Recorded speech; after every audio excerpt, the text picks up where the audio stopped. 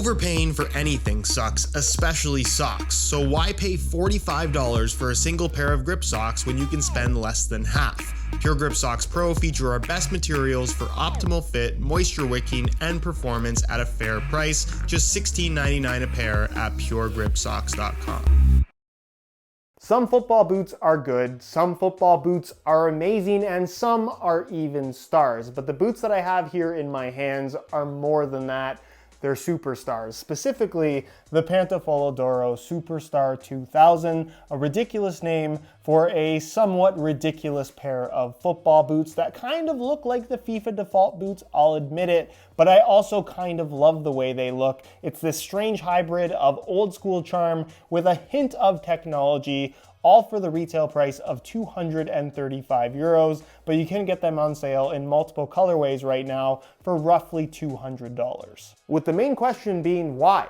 Why would anybody buy and wear these football boots on purpose? Well, being one of very few people that's actually gone and done that, I'm going to try my best to explain why these might be, but probably not, the right football boots for you, as we go over all the details, including how they fit and feel on feet. So if you're interested in learning more about these very unusual boots, please stick around and watch the entire review. And if you are interested in a pair for yourself, you can get them on sale in multiple colorways by checking out the review page on my website, which will be the first link down below. As always, if you guys do end up enjoying the video and perhaps want to see more reviews of weird football boots like these, don't forget to support this one with a like. And guys, I also have a goal of hitting 750,000 subscribers on this channel by the end of the year. So for those of you that watch the content, enjoy it, but maybe aren't subbed to the channel, it would mean the world to me if you could hit that subscribe button along with the little bell notification so you get notified when the next new video goes live. So first things first, and this isn't something that I would typically focus on in any of my reviews because it has realistically nothing to do with performance, but the way these football boots look is definitely polarizing, where I think the vast majority of people watching this video probably think they're the ugliest football boots ever made. I really like the old school charm of them. I like the fact that they're a little bit ugly, and I'll say this much. For all the different football boots that I've worn throughout the years, this is one of those ones that gets the most looks and the most attention. If you want to stand out, these will definitely do that for you, more so than any super flashy pair of Mercurials. As for the performance side of things, there's not a lot going on. This is a very simple product down to its core. Pantofola is a very old school brand that makes very old school products, handmade in Italy, so the quality is really good. And this boot in particular features a kangaroo leather upper, which we don't see as often from Pantofola. They tend to stick to calfskin, but the kangaroo leather they've used here is fantastic. It has a relatively minimal stitching pattern, I would say, with some stitching through the forefoot, but very little through the midfoot area. And the backing of this kangaroo leather is simply lined in a very old school nylon. So there's not a lot of structure to it, which means that it's very soft and comfortable on your feet. The touch on the ball is extremely consistent all the way through. I love the fact that it uses kangaroo leather for the tongue as well. Again, adding to the overall consistency, but it is definitely lacking in terms of structure, especially when you pair it up with the shapes that Pantofola tends to go with for their football boots, where you'll notice these have a ton of volume and a ton of width, where the sides of the upper come up extremely high, meaning that there's tons of room for expansion, but even in its tightest form, with the laces pulled all the way tight, they still have tons and tons of width to them. So if you're somebody with really narrow feet, these are simply not going to work for you. Even me, I'm slightly flat-footed, so I tend to work pretty well in slightly wider football boots, but these just felt way too wide and way sloppier than I would have liked them to be. I think this would be a much better product if they slimmed everything down a little bit, but as it is, it's one of those football boots with way too much width and way too much volume. As you move towards the heel, you're gonna find that it does feature a low cut construction where the back comes up a little bit higher than I personally think it should, but I didn't find that to be an issue. You have a little bit of an internal structure and a kind of, I guess what you'd describe as a mini heel counter that is directly attached to the sole plate, but the heel liner, typical of a lot of Pantofola products I've tried, doesn't have any padding at all. You sit directly against the back of this internal structure. And the heel liner is in this relatively slippery kind of gloss synthetic material. It's the only synthetic element you're going to find on the upper of this football boot. And while I didn't find it to be uncomfortable, surprisingly, I didn't find it to be the most secure. There is that little bit of slippage, not to the point where I got blisters or I really experienced any kind of discomfort. It's also a problem that definitely got a lot better if you wore these boots with grip socks. But it is something that was in the back of my mind pretty much with every single step that I took, where I could just see that being a problem for a lot of people. I think some padding to the heel liner would go a long way in making this boot feel more secure on your feet. And then the insole is fully removable and made from what I think is pretty low quality materials. The liner is made from this material that starts to ball up almost immediately, and the actual material of the insole itself is made from this really thin layer of black foam that does say dual system technology. I'm not exactly sure what that means, and that's simply just a cutout. Nonetheless, it's not the greatest insole. The sole plate and stud pattern, however, is great, and it's taken directly from their Superleggera line, which means that this football boot that looks very old school and borderline clunky is much, much, much lighter than you would expect it to be thanks to this sole plate construction, which does utilize a modern plastic material that is very lightweight, feels nice and solid underfoot, has more of a natural sensation in terms of the flex through the forefoot and toe box area. It's not necessarily kind of a speed boot springback effect, if that's something you were expecting.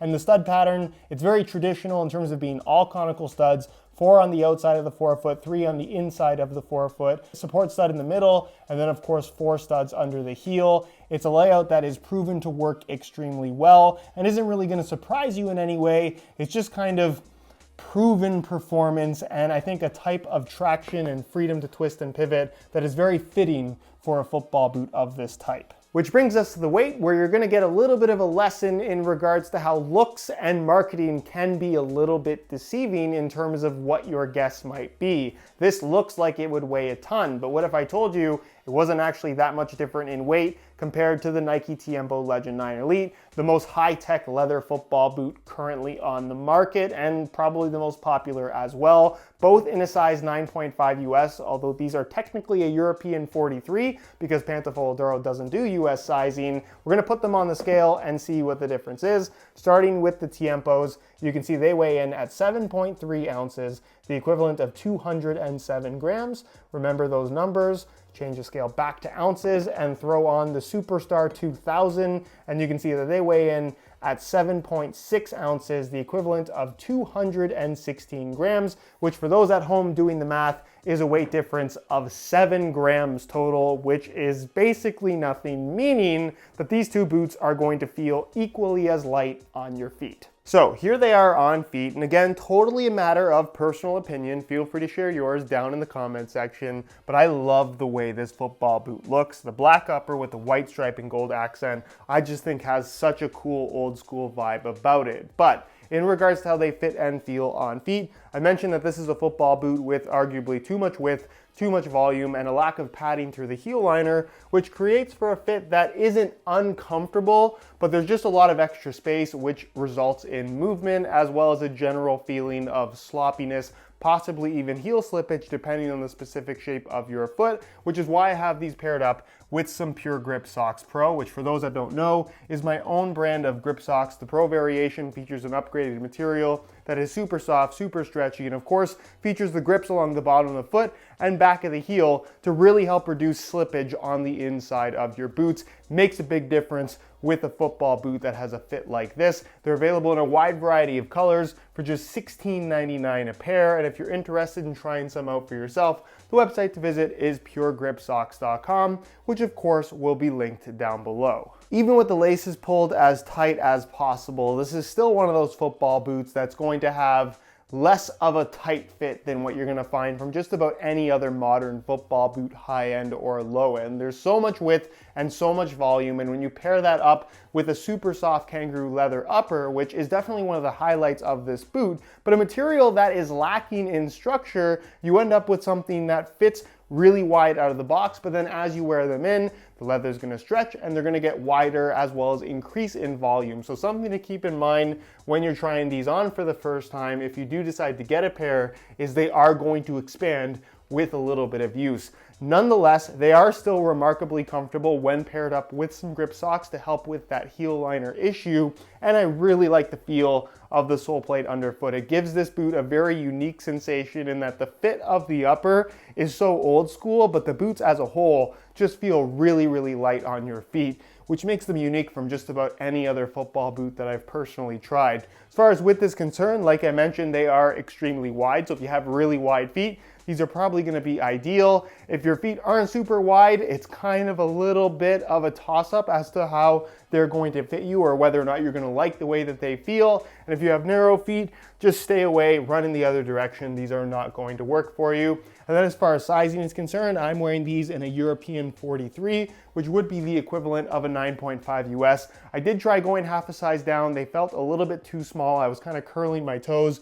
My toes in the 43 are right at the very end. So for most people, despite the width, I would personally recommend going true to size in order to achieve the best possible fit. So in conclusion, as much as I enjoyed my time with the Superstar 2000, I can't say that it's a pair of football boots that I would choose to wear regularly. For me, this is more of a novelty product, a product for a boot nerd that has an extra $200 and would love to experience this strange hybrid of old school kangaroo leather with a very old school fit on top of a super modern, very lightweight sole plate that, quite frankly, is really underrated. I don't think this is a boot that most people are going to enjoy playing in. I don't think it's a football boot that most people are gonna fit all that well in. There's just too much width and too much volume. If they fixed that and added some padding to the heel liner, I think this would be a dangerous product for a lot of people that are after a super lightweight, full kangaroo leather football boot. But as it is right now, for $200, they're probably not for you. Anyways, guys, that's it for my review. Hopefully you enjoyed the video. If you did, be sure to support it with a like. Again, if you're interested in a pair of these for yourself, you can pick them up on sale in a couple different colors by checking out the link down below in the description. If you have any questions, as always, feel free to leave them down below in the comment section. If you're not subscribed to the channel, make sure you hit that subscribe button along with the little bell notification so you get notified when the next new video goes live. You can find all my social media information linked down below in the description as well. And other than that, guys, thank you so much for watching, and we'll see you in the next one.